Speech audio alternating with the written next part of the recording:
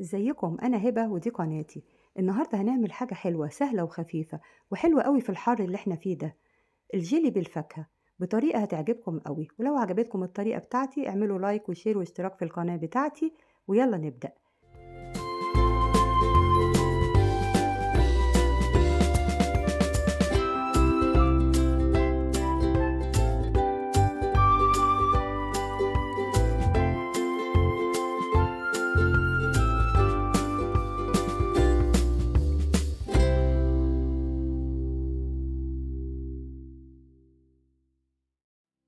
القالب اللي هنستخدمه هندهنه الأول بالفرشة كده بالزيت، ولو مش عندك القالب ده استعملي أي صينية عادي.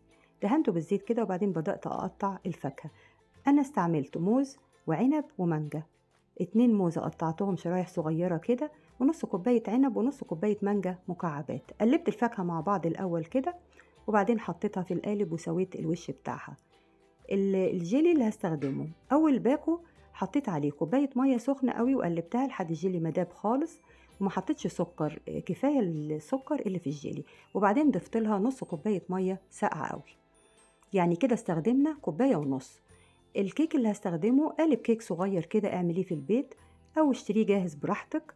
قطعته شرايح وحطيته بالشكل ده، وبعدين بقى نزلت الجيلي على الفاكهة والكيك ودخلته التلاجة ساعة واحدة تماسك بس الجيلي، وبعدين كملنا.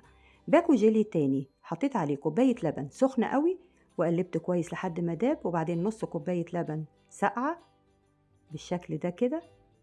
وبعدين حطيت 170 جرام قشطة. القشطة النوع اللي تحبيه، يعني قشطة وش اللبن، قشطة اللبان، علب براحتك. وقلبت بقى بمضرب البيض اليدوي كده كويس.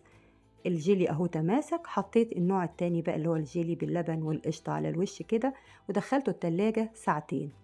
طلع بقى بالشكل ده. فصلت الجناب كده بتاعت الجيلي كده بالسباتولا، وبعدين قلبته في طبق التقديم. سهل جدا وبسيط وحلو قوي في الحر اللي احنا فيه ده. تقطعي بقى وتقدميه ساقع كده. طبعا الفاكهة اللي انا حطيتها مش مشكلة انك تغيري نوع او تبدليه، او تكتفي حتى بنوع فاكهة واحد، يعني ممكن كفاية الموز، ممكن فراولة هتبقى لذيذة قوي مع الجيلي. نوع واحد كفاية، او غيري وبدلي في الانواع براحتك خالص. ولو تحبي حتى تعمليه سادة مفيش مشكلة.